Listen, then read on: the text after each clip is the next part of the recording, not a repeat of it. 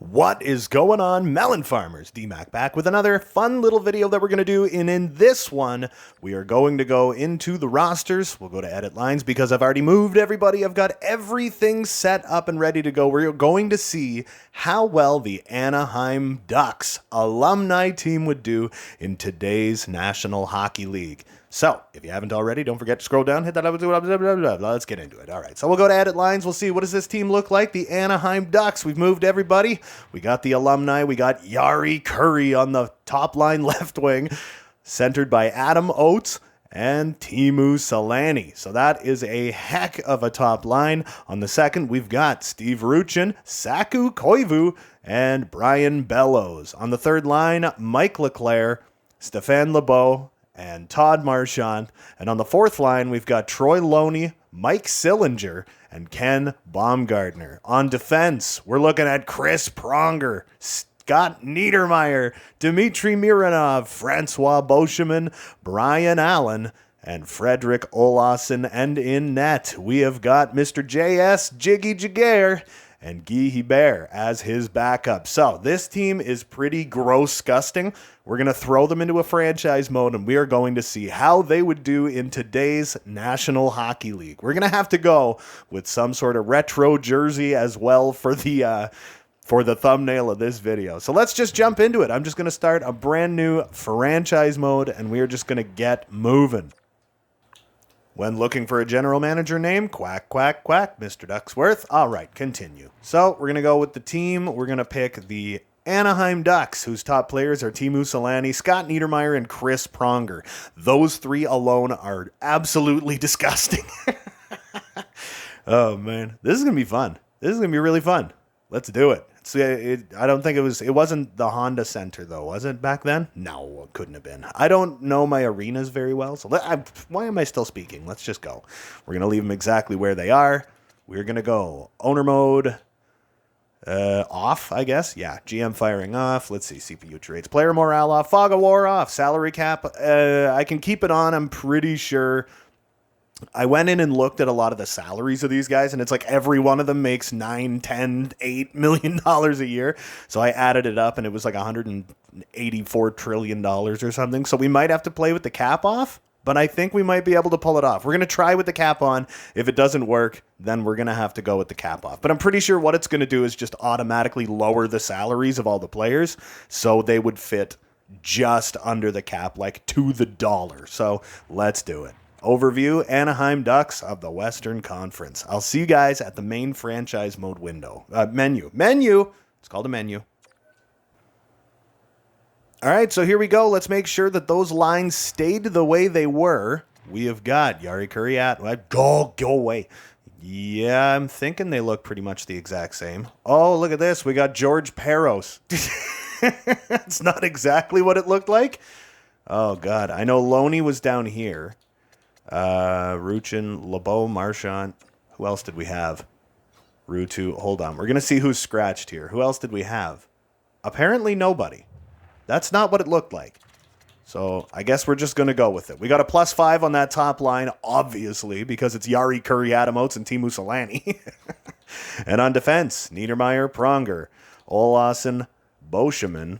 We got Keith Carney and Dmitry Mironov. So you know what? I think that's even like better than it was before. So we're just going to go. I know I showed you guys the lines, but we're just going to go with the lines that they gave us in net. Again, Jiggy and Guy Hebert as our goaltenders. So you know what? We're just going to dive right into it. I am going to get, where am I going to get? First of all, we got to go to the settings and turn off injuries because I've made that mistake a couple of times before. So injuries off. There you go. All-star difficulty. Sure, we'll leave all that stuff nice and default. So there's no bias anywhere. I don't know. Anyway, we'll go to the calendar. We'll see where we are. We have not yet hit the preseason, so I think, you know what we're going to do? We're going to skip to about the middle of December. So I'll see you guys there. All right, so as we get to the middle of December, we are 16, 11, and 3. I do want to see where we sit. We are currently the top wild card team in the Pacific. Now let's go look at some player stats about 30 games into this season. Not about, we are 30 games into this season where Jari Kurri leads the team with 29 points in 30 games. Adam Oates right behind him, 10 goals, 18 assists, 28 points. Teemu Selanne with 27. Brian Bellows with 22. Ruchin with 21. Saku Koivu with 20. Niedermeyer looking good. Oh, look at that. Yeah, he's a defenseman, yeah. So, 18 points in 30 games, plus 7. I don't mind it. LeBeau's doing all right. Marchand, Loney, Chris Pronger's right up there, too. But wasn't he more of a... yeah, he was a defensive defenseman. That's right. Okay, so Francois Beauchemin, Olas, and Carney. Everybody chipping in a little bit except for George Peros. Oh, my God. All right, let's see how the goaltenders are doing. Jiggy is 9-10-2. Holy crap. He's below 521 games, but he has a 925 and a 2.23 goals against average and 3 shutouts. Guy Hebert, 7-1-1 with 1 shutout. He's got a 911 save percentage and a 2.63 goals against average. My goodness. Jiggy is playing out of his mind, but it seems like the players in front of him are not playing for him. So now we got to December 15th. I think at this point, we're basically just going to go, you know what, we'll go to the end of February, just before the trade, we'll go just before the trade deadline, and then after that, we'll see where we are, and then we're going to, get to the end of the regular season, and hopefully we make it into a playoff spot. All right, so we're 61 games into the season, and man, did we ever go up. We went on the upswing pretty damn hardcore. We're now 35-20-6, and I'm thinking we are really moving up in the standings too. 76 points in 61 games. We're second in the Pacific now, ahead of the Golden Knights and somehow behind the Canucks. This game, oh my God, like I swear to God. The Oilers, second wildcard team. That's not particularly surprising considering usually it's later on in the year that they go absolutely beast mode. We're 5-5 in our last 10, but before that, we were like 9-1. So... let's take a look at the stats. Teemu Selanne now leading the parade, somehow below a point per game, but I think it's because this is such a score-by-committee powerhouse of a team. So he's got 57 points in 61 games. Jari Kurri with a solid 56. Amazing passer, Jari Kurri. Same with Adam Oates, though, 35 assists. He only has 20 goals. Teemu Selanne leads us in goals. Brian Bellows with 46. Steve Ruchin with 42. Scott Niedermeyer on that blue line with 41 points in 61 games. Pretty damn good, considering it is today's NHL. Saku Koivu, 41 points, 61 games. Not bad for a second liner, baby. Stephen LeBeau, Todd Marchand, everybody looking relatively solid. And look at Pronger. Chris Pronger is a defensive defenseman on pace to put up like 38 to 40 points. I ain't going to say no. And he's like a consummate winner. You know what I mean? Loney's looking good. Olason. Now down here, we're going to have George Peros. Is he doing anything? 2 goals, 3 assists, 48 penalty minutes. Head of, the Department of Player Safety, George Peros. Everyone's favorite person in the universe. In net, Jiggy turned it around, man. 26, 19-5 with 5 shutouts. His save percentage did come down to a 913 and a 2.60 goals against average. And Guy Hebert, still 9-1-1. He's only played 2 more games and he won them both. And he's up to a 918 and a 2.48 goals against average. That is some pretty decent goaltending. The win-loss record for Guy Hebert is absolutely unbelievable. His save percentage, I'm surprised it's not a little higher than it is. I figured it was going to be a little higher than that. But, wow, I didn't realize how small of a goaltender he was. But, I mean, back in his day, he probably wasn't considered a very small goaltender. Then you got Jiggy. Well, he's only 6'1", too. Yeah, it's like I'm so used to, like, today's standard of goalie size, right? That it's like... you look at 5'11", it's like UC Saros is the only guy that I know that's only like 5'11". There could be others. Leave a comment down below. I don't know. Are there any other goaltenders in the NHL other than UC Saros that are under 6 feet tall? Because I don't know.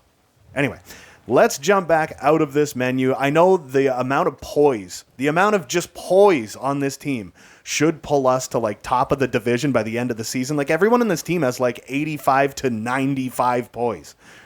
And the goaltending is guaranteed to be exactly the same. So we're going to get past the trade deadline. I'm going to say keep current block, continue simming, all that good stuff. And we're going to go straight to April 14th against just past the last game of the season versus the LA Kings and see how this team truly does. And if we make the playoffs, we'll see if this team full of just absolute winners can make it to the Stanley Cup. That would be fantablicious, and I'll see you there. So despite the fact that somehow this team actually went, look at this, between the 27th of March and the 14th of April, we went 0-1, 1-0-1, 1-0-2, 2-0-2, 2-1-2, 2-2-2, 2-2-3, 2-3-3, 2-3-4. Oh my God. We went 2-3-4 in the final 9 games of the season. We went as soon as the trade deadline hit, we went on a hell of a heater. And we finished third in our division, 45, 26, and 11. We did crack 100 points on the season, and at the end of all things, Jari Kurri did lead this team in points with 72, including 22 goals and 50 assists. Not a single player on this team cracked 30 goals, not even Teemu Selanne in his prime at 27 years old. Adam Oates, 67. Brian Bellows was 61. Steve Ruchin got 55. Saku Koivu with under 10 goals, but 45 assists, 54 points. Scott Niedermayer cracked 50 points on the blue line, and Pronger actually cracked 40 points on the blue line as a defensive defenseman.